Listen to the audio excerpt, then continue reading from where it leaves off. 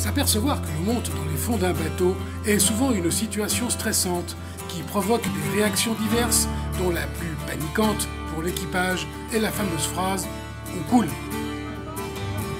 Il est d'emblée important de savoir que dans la pratique de la plaisance, il est rare de voir un bateau couler totalement. Pour que cela arrive, il faut qu'il y ait eu un choc violent qui déchire la coque, arrache la quille, le safran ou l'arbre d'hélice. Nous sommes là dans des accidents majeurs qui arrivent dans des conditions souvent devenues exceptionnelles. Par contre, il est moins rare d'avoir affaire à des voies d'eau qui, si elles doivent être rapidement localisées, ne présentent pas de danger immédiat pour peu que nos réactions soient cohérentes. Le premier point est de bien connaître la structure de notre bateau et donc d'ouvrir les planchers pour comprendre le type de construction, avec ou sans contre-moulage, complet ou partiel. Donc vous voyez le passage de câble ici qui est obligatoire, donc dès que prévu. On a l'arrêt du contre-moulage qui se situe à cet endroit-là et donc on a une reprise directe sur le fond de la coque. Ce qui permet on voit que les bateaux modernes sont construits avec des contre-moulages au fond. Donc on n'a pas accès directement à la coque du bateau, on a accès au contre-moule ici qui est collé sur le fond du bateau. Donc si la coque est déchirée dessous ou abîmée dessous, on a du mal, on va voir des infiltrations d'eau, on va voir l'eau monter, s'infiltrer, mais on ne saura pas où la coque est abîmée, puisqu'on n'a pas accès à la coque par l'intérieur. Il faudrait pouvoir plonger dehors pour voir l'endroit où la coque est abîmée. L'équipement du croiseur à voile ou à moteur qui ont des orifices ouverts à l'eau sont le moteur et son système de refroidissement et d'échappement, les installations sanitaires, toilettes, douches, éviers, qui bénéficient également d'une alimentation sur le circuit d'eau douce, les différents passe-coques qui supportent les capteurs du lock et du sondeur. Les moyens d'assèchement présents sur notre bateau dépendent de la catégorie de construction de celui-ci. Sur un croiseur à voile ou à moteur, ils sont constitués entre autres d'une pompe de cale auto-amorçable obligatoire munie d'une crépine. Cette pompe de cale peut être entraînée mécaniquement par le moteur. Lorsque le moteur tourne, la pompe est en fonction.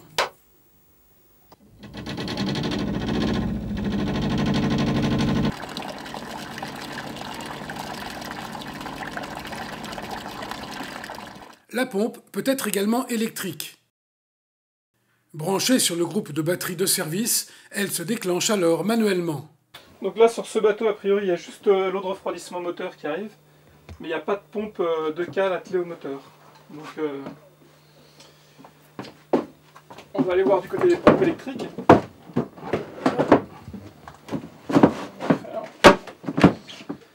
Donc pour savoir où sont les pompes électriques, on va mettre en route la pompe. On va écouter le bruit. Alors, au port, ça va, en mer, s'il y a 30 nœuds de vent, on n'entendra rien. D'où l'intérêt de bien connaître son bateau. La pompe, on va se trouver quelque part dessous là.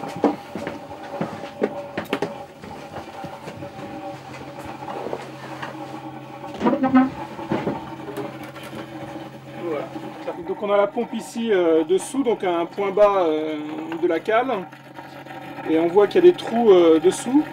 Et donc il est important que les trous ne soient pas obstrués, puisque si les trous sont obstrués par un morceau de papier, de sopalin par exemple, qui flottait dans le bateau, dans le fond du bateau, la pompe ne fonctionnera pas. Donc si la pompe ne rejette pas d'eau à l'extérieur, bien vérifier que les trous de la pompe sont libres et laissent bien passer l'eau. On voit par ailleurs sur les fonds du bateau qu'il n'y a pas beaucoup de hauteur sur les bateaux modernes.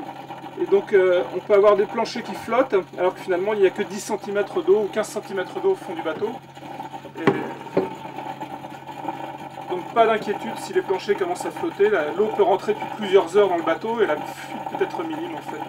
Une deuxième pompe, manuelle, doit être placée à l'extérieur de la cabine. Sur un bateau on a toujours une pompe à main obligatoire. Donc voici le manche de la pompe qu'on a eu beaucoup de mal à trouver puisqu'il était dans le caisson de sécurité à l'intérieur du bateau. Normalement, il devrait être toujours attaché à proximité de la pompe, donc dans le coffre à côté ou dans le coffre dessous. Et pour deux raisons. D'abord pour le trouver facilement, et deux, puisque là, si je pompe maintenant et que je le pose à côté, je risque de le perdre avec le mouvement du bateau. Les points sensibles pouvant donner lieu à des voies d'eau de mer sont les vannes de vidange et de remplissage des installations sanitaires, toilettes, éviers, les passe-coques des capteurs, la vanne du circuit de refroidissement du moteur, le presse-étoupe au passage de l'arbre d'hélice, ou la jonction de coque dans le cas d'un moteur Z-Drive, la liaison de la mèche de safran, enfin les boulons de quille et la jonction quille-coque. Quelle réaction avoir si l'eau monte dans les fonds du bateau? En premier lieu, mettre en marche la pompe de cale. Si elle est électrique, s'assurer que la batterie est bien pleine.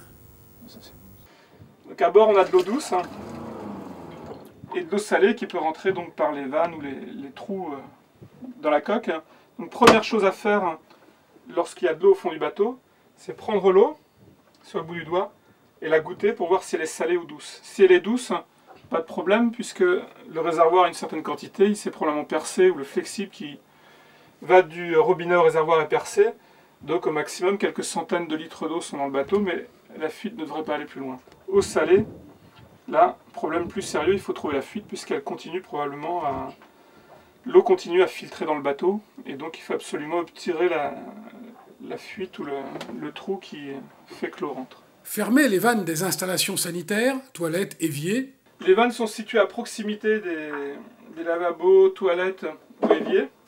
Donc ici, elles sont situées juste dessous, donc on ouvre. Et donc là on a 3 vannes, 1, 2, 3. Et dès qu'il y a une fuite d'eau, la première chose à faire, fermer les vannes. Puisque si la fuite vient d'un tuyau abîmé ou cassé, en position fermée, l'eau ne rentrera plus. Vérifier les différents passe-coques des instruments de navigation, lock, sondeur. Donc on est sur la partie avant du carré, juste en avant du mât. Hein. Donc on voit les pontilles de mât qui descendent ici. On a le capteur qui donne la température de l'eau et la vitesse du bateau. Et ce capteur, donc pour être au contact de l'eau, passe à travers un passe-coque qui peut être source de fuite. Alors il est rare que le passe-coque casse, mais il est fréquent que le passe-coque soit mal vissé. Donc on va voir ce qui se passe quand on le dévisse.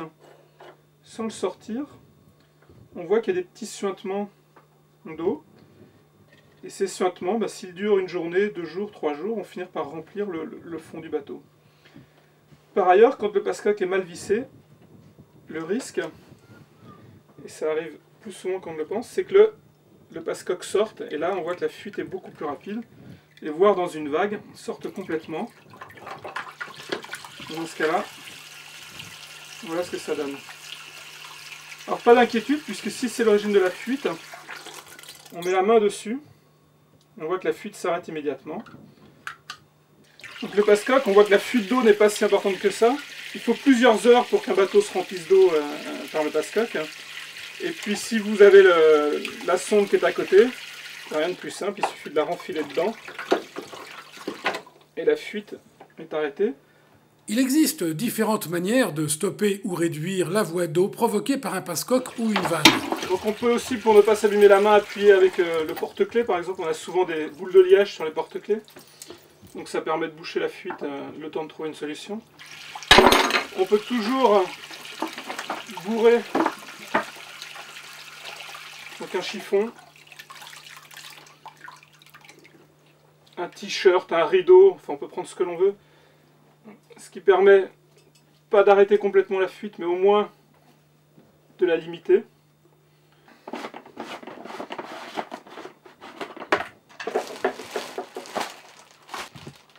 Donc après avoir pris la plus grande pinoche du bateau, je la mets, et elle rentre juste. On tape dessus avec le marteau pour l'enfoncer. Une voie d'eau occasionnée par la vanne du circuit de refroidissement du moteur nécessite l'arrêt de celui-ci. Il faut alors soit bénéficier d'une pompe de cale électrique, soit mettre en œuvre la pompe manuelle. À noter que la boîte de l'échangeur d'échappement peut être également la cause d'une voie d'eau. Dans ce cas, l'eau aura le goût de gasoil. En cas de fuite d'eau, il faut penser que l'eau peut monter dans le bateau et continuer à monter. Et donc si les instruments électriques sont accessibles et fonctionnent au début, après quelques temps, les batteries peuvent être immergées et il devient impossible de communiquer par VHF. Donc assez rapidement, quand vous voyez que l'eau continue à monter, il est important de prévenir les secours, donc sans forcément demander un secours immédiat, mais au moins de prévenir de votre situation. Donc sur le canal 16, appelez le cross, ou si vous êtes hors de portée du cross, appelez un bateau, les bateaux les plus proches. Et vous les appelez donc par VHF pour les prévenir que vous avez une voie d'eau, que vous pensez pouvoir résoudre le problème par vos propres moyens, et que vous les rappellerez d'ici 10 minutes ou un quart d'heure, et que faute de nouvel appel de votre part, ça veut dire que le problème ne sera pas résolu. Donc un simple appel, on va dire sur le 16, pour informer de la situation, et surtout fixer un nouveau rendez-vous, donc dire dans 10 minutes, dans 15 minutes, on vous rappelle, pour vous tenir informé, et donc leur demander d'agir dans le cas où vous ne rappelez pas. Les voies d'eau à haut risque peuvent provenir de la perte de l'arbre d'hélice, de la perte ou de l'arrachage du safran, des passages des boulons ou de l'enfoncement de la quille ou de la dérive suite à un violent talonnage par exemple. Dans ces cas-là, comme dans le cas d'une voie d'eau importante due à la rencontre avec un conteneur ou une bille de bois, il faut en premier lieu évaluer la rapidité de la montée des eaux, immédiatement prévenir le cross par VHF en donnant précisément la position du bateau et le délai estimé de la montée des eaux. Si possible, sortir le bateau le plus rapidement de l'eau. Lourd quillard, dériveur, vedette à moteur, bateau insubmersible, etc. Chaque cas est différent et chaque décision est à prendre en fonction du type de bateau sur lequel nous sommes. Si le port est trop loin et que les moyens d'assèchement ne suffisent pas à étaler la montée des eaux, et si les moyens mis en œuvre n'aboutissent pas à une stabilisation de la situation jusqu'au port le plus proche, il faut alors prévoir l'évacuation du bateau. Attention, celle-ci ne doit se faire qu'à l'extrême limite de la flottaison du bateau. On ne quitte pas un bateau qui flotte.